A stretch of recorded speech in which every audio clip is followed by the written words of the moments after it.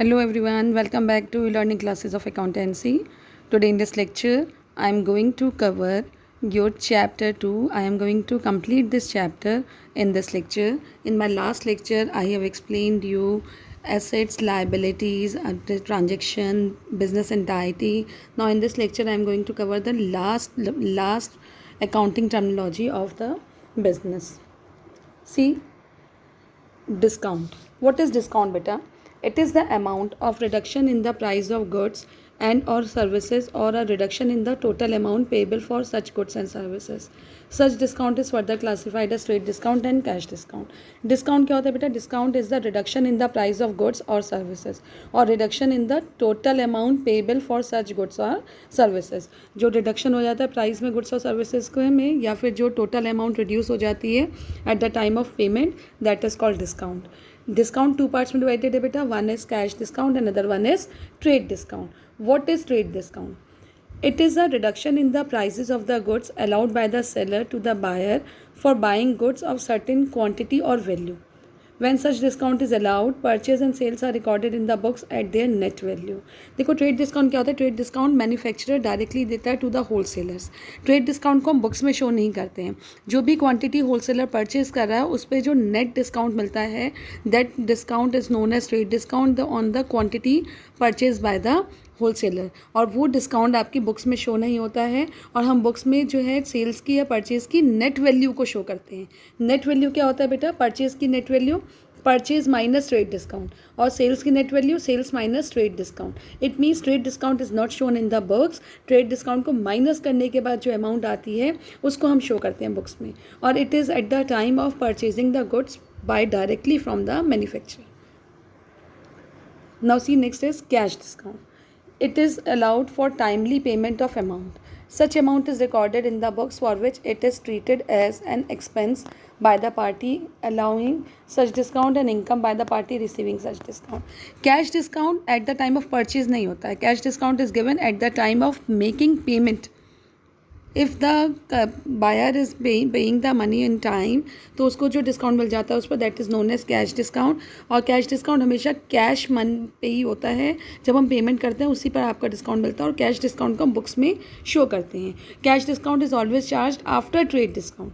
Trade discount को minus करने के बाद जो नेट वैल्यू आती है उस पर कैश डिस्काउंट चार्ज होता है. तो कैश डिस्काउंट एक तरीके से एक्सपेंस होता है जिसको जो अलाउ कर रहे हैं जो पार्टी अलाउ कर रही है डिस्काउंट उसके लिए एक्सपेंस होता है. मीन्स सेलर के लिए वो एक्सपेंस हो जाता है और इनकम हो जाती है बायर के लिए जो पार्टी उसको रिसीव कर रही है. तो इट मीन्स ट्रेड डिस्काउंट और कैश डिस्काउंट में डिफरेंस क्या है बेटा? Trade discount on bulk quantity of goods purchase eight the time of purchase मिलता है और ट्रेड डिस्काउंट को हम शो नहीं करते हैं बुक्स में. ट्रेड डिस्काउंट क्यों? ये मतलब नहीं है कि आप पेमेंट कर रहे हैं या नहीं कर रहे हैं.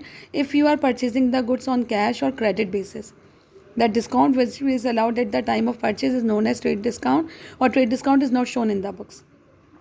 कैश डिस्काउंट वो डिस्काउंट होता है जो आपका प्रॉम्प्ट पेमेंट पर होता है. If the buyer is giving payment in time तो उसको जो डिस्काउंट मिलता है on that payment is known as cash discount. Cash discount trade discount की वैल्यू को माइनस करने के बाद जो नेट वैल्यू आती है उसमें माइनस होता है, उससे डिडक्ट होता है और cash discount is shown in the books. Now see next rebate. It is a reduction in the value of goods sold allowed by the seller after the goods have been sold. Goods को cell करने के बाद जो value में reduction आता है in percentage वो कहलाता है आपका रिबेट. रिबेट डायरेक्टली आपको जो है शॉपकीपर से मिलता है. जब गुड्स को परचेज कर लेता है शॉपकीपर उसके बाद जो डायरेक्ट कस्टमर को सेल करता है तो उस टाइम पे वो 10% या 20% जो डिस्काउंट ऑफर कर रहा है उसे that is called rebate. It is allowed by the seller for the reasons other than for which trade discount and cash discount are allowed. Trade discount और कैश डिस्काउंट के अलावा रिबेट दी जाती है. Trade discount cash discount price पर लगता है, price को less करता है और रिबेट जो होती है वो परसेंटेज में चार्ज होती है. For example 10% less on purchasing of such and such commodity. या आप शॉपकीपर के पास जा रहे हैं उसने आपको 10% लेस करके प्राइस चार्ज कर दी तो वो जो 10% आपका रिडक्शन है प्राइस में that is known as rebate. ठीक है. और ये भी होता है बेटा कि अगर गुड्स का कोई पुअर क्वालिटी का गुड्स आ गया मार्केट में एज़ पर स्पेसिफिकेशन नहीं है तो उसको बम्पर सेल में लगा दिया, 50% ऑफ 40% ऑफ पे कर दिया, that is called rebate. Now see next, goods and service tax, GST. GST आपका जो वो टैक्सेस हैं जिसमें आपके excise duty, sales tax, VAT, service tax सब इंक्लूडेड है, और जीएसटी एक सिंगल टैक्स में मर्ज है, that is called goods and service tax. ये सारे टैक्सेस बेटा, sales tax, excise duty, VAT, ये सब एक सिंगल टैक्स में मर्ज हो गए हैं, that is called GST. GST is paid at the time of purchase and GST is collected at the time of sale. तो जीएसटी पेड होता है परचेज के टाइम पर और जीएसटी कलेक्टेड होता है सेल के टाइम पे।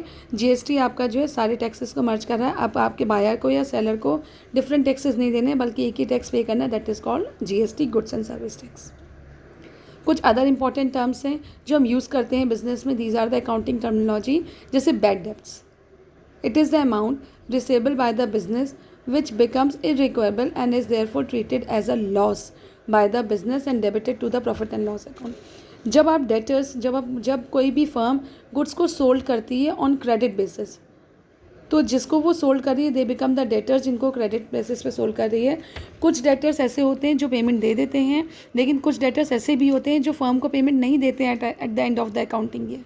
तो जिनसे पेमेंट इरेकेबल रहता है, नहीं पे रिसीव हो पाता है, उन डेटर्स को हम बैड डेब्ट्स की कैटेगरी में फर्म शो कर देती है, ठीक है, और प्रॉफिट एंड लॉस अकाउंट में ये डेबिट हो जाता है। इन फ्यूचर अगर वो पेमेंट करते हैं तो उसको फिर बैड डेब्ट्स रिकवर्ड अकाउंट में शो करते हैं और फिर वो प्रॉफिट एंड लॉस अकाउंट में क्रेडिट हो जाता है। But at the end of the accounting year जो भी डेटर्स पेमेंट नहीं देते हैं फर्म को, वो डेटर्स बैड डेब्ट्स की तरह ट्रीट होते हैं। Then balance sheet. Balance sheet is a statement of financial position of a business on a particular date, which shows the assets, liabilities, capital, reserve and other account balances at their respective value. Balance sheet at the end of the accounting year बनता है।